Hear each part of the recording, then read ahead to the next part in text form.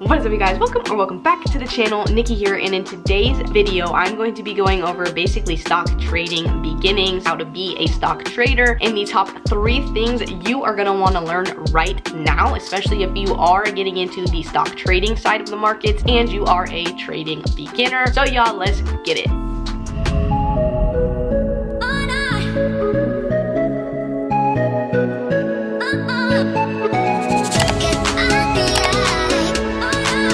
But you already know, if you are new here, what is up? My name is Nikki, and it would mean the absolute world to me if you would consider subscribing by hitting the NB in the bottom corner or the OG red subscribe button down underneath the video below. Join the crew, join the journey. On this channel, I post a minimum of 2 videos a week all about money, stocks, investing, finance, side hustles. I like to just make money and have a good ass time, entertain and educate y'all. So if you are into that, or if you enjoy hanging out with me about this much as I love hanging out with all of y'all, please consider subscribing. And the second thing I want to go ahead and mention before I fully dive into this whole video is that I am not, and I repeat, I am not a full-time trader, even know like this much about trading. This video is really just me going over the education and understanding and top 3 things that we need to learn right now if we're trying to get into the stock trading side of things. I've learned and educated myself a ton during this quarantine, this whole situation. If you're a member of the crew already know that I have a long-term dividend portfolio through Robinhood that I treat like my baby. It's my pride and joy. I love dividend investing and holding long-term, but I do just love stocks and the whole market in general, so I really wanted to take this time to educate myself about another part of the industry. So this video is in no way, shape, or form me either boasting about money I made or trying to tell y'all what to do. It's really honestly just me talking about what I've learned thus far and what I think is a very important and crucial if you want to make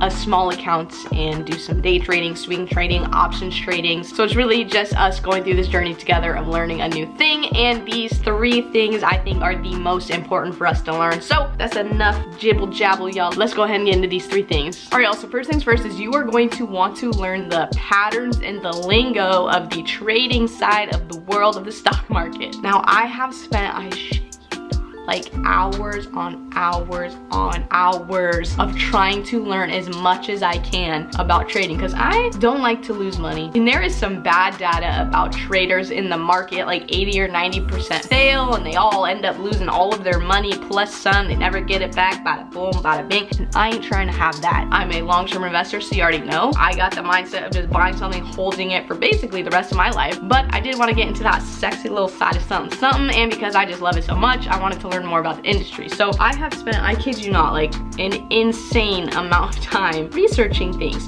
So when I tell you there's a lot to learn, let me tell you there's a lot to learn. So I'm gonna actually pop up some of these like notes that I have for you on the screen so you can kind of see what I'm talking about. There's just so much, but basically the patterns in the lingo. So you're gonna want to know like technical analysis, fundamental analysis. So technical analysis as a trader is understanding the chart patterns, and the chart patterns, there's a lot of them. There's other indicators that you're gonna want to learn, like the VWAP, the SMA, the just like RSI, MACD, like McDonald's, ABCDE. There's a lot. So like just really quick, because I can't have this video be hundreds of years long about all this. A, because I don't really know what I'm talking about and I'm just kind of sharing what I'm learning with y'all, but also ain't nobody got time for that kind of video. But you can see here, you guys, look, like there's triangle patterns, channel patterns, wedge, and head and shoulder patterns. The triangles look like this. Obviously they're on the screen, you can see them. Ascending, descending triangle. Basically your resistance and support become the top or bottom of that triangle. Then you have a trend line in a certain direction, so the stock price is getting squeezed,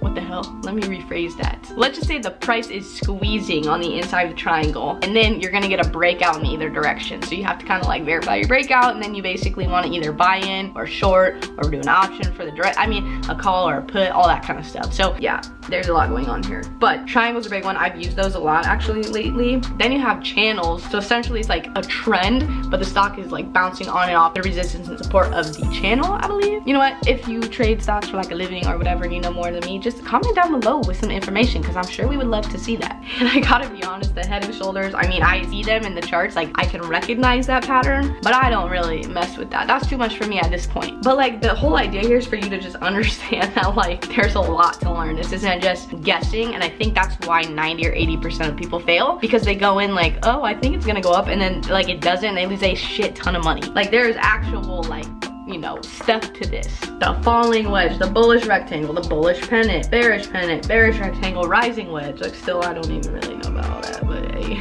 We have to know what a bid and an ask is. We have to know the float of the stock, meaning like how many stocks can actually be traded, the volume of how many people are actually trading those stocks. Basically, the float is your indicator of like supply and demand for that stock. So supply and demand affect the price of that stock. So that's actually one that I really pay attention to. If you have a low float, that means the demand is high, which is gonna bump the price, which means you might get a breakout. So that was kind of something fun that I learned that I definitely didn't know. And then there's resistance line. So I really focus on support and resistance, to be honest with you. But the resistance line, like when a stock goes up, hits a point, gets rejected. Comes back up, hits it, get rejected. Hits it, gets rejected. So you're looking for the point where it hits it and then gets past it and has a breakout. And that's usually where you want to enter a trade. And then at a prior resistance point is probably where that stock is going to kind of halt again or stop or get rejected. And that might be when you exit. I mean, I don't know, you know, we learning, but from my understanding, that's what's going on there. And then there's like 3 types of resistance. You got natural, chart history, and detail. So I'm not going into depth about that. This ain't no lesson like that. Then you got candles and candle patterns, hammer, bullish engulfing, morning star, shooting star, abandoned baby, dark cloud, doji cat,